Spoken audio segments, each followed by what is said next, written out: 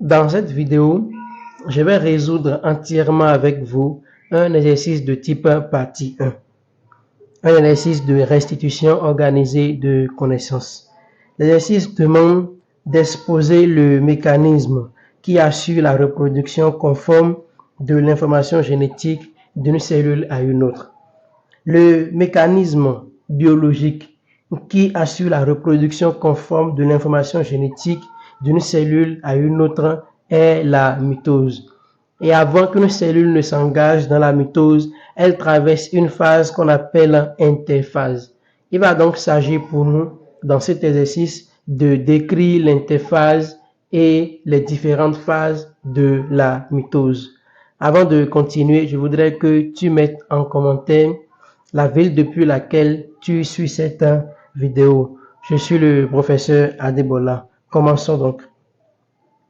Pour résoudre cet exercice, nous devons le structurer en 3 parties. Une introduction, un corps de devoir et une conclusion. Notre introduction doit comporter une idée générale qu'on appelle encore la préambule. Ça doit comporter l'annonce du problème. Donc, on doit faire part du problème que nous voulons résoudre. Et enfin, notre plan de résolution qu'on appelle couramment l'annonce du plan.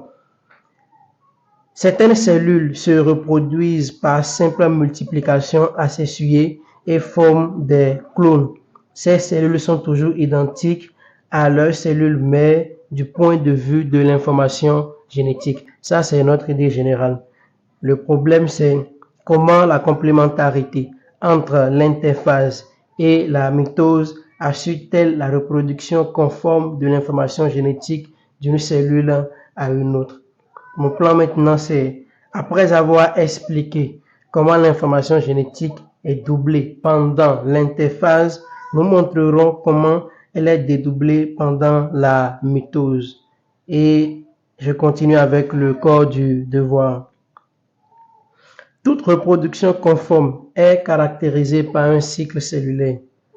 Chaque cycle cellulaire se déroule en 2 étapes, l'interphase et la mitose.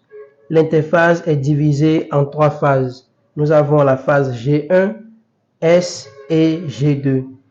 C'est au cours de la phase S qu'a lieu la réplication de la molécule d'ADN. Lors de cette phase, les 2 brins de la molécule d'ADN s'écartent par rupture des liaisons hydrogènes. Ensuite, le complexe enzymatique de réplication place en face des nucléotides des 2 brins écartés le nucléotide complémentaire en respectant la complémentarité des bases azotées. Ainsi, 2 nouveaux brins sont synthétisés et chacun des brins précédemment écartés retrouve la moitié qu'il avait perdue.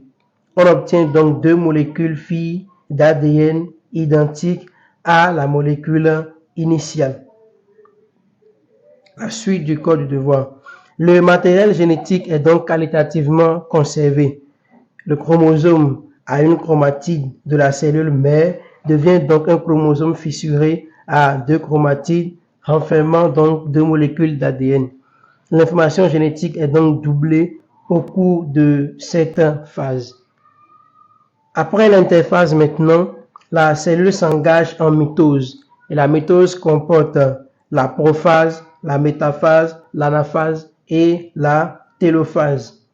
De la prophase à la métaphase, chaque nucléofilament dupliqué de la cellule subit une spiralisation et une condensation pour devenir un chromosome à 2 chromatides.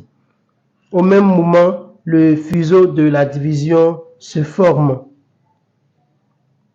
À la fin de la métaphase, les chromosomes à 2 chromatides sont disposés dans le plan équatorial de la cellule à raison d'un chromosome par fibre de fuseau.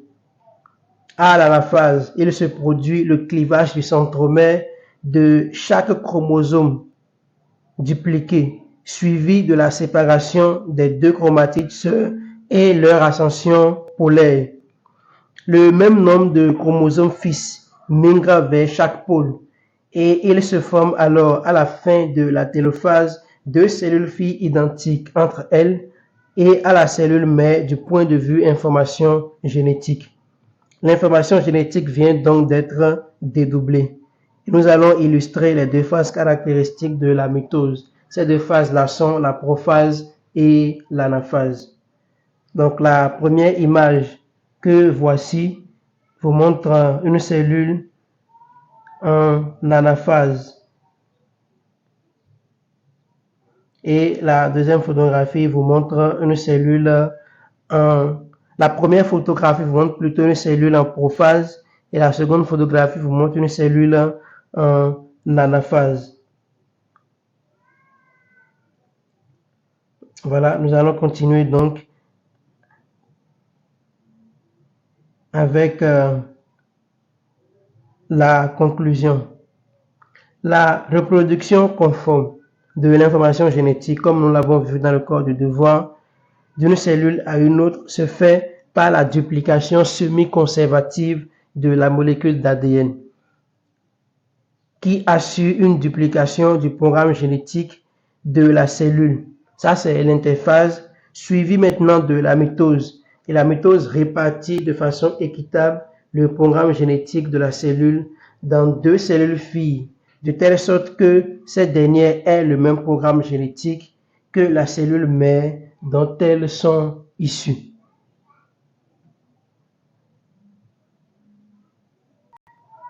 Nous sommes à la fin de cette vidéo. Si tu l'as suivi jusqu'à la fin, je vais donc te demander d'aimer, de me laisser un commentaire et de t'abonner à la chaîne. Merci de m'avoir suivi. C'était le professeur Adebola dans la résolution de l'exercice de restitution organisée de connaissances. Expose le mécanisme qui assure la reproduction conforme de l'information génétique d'une cellule à une autre. Ciao.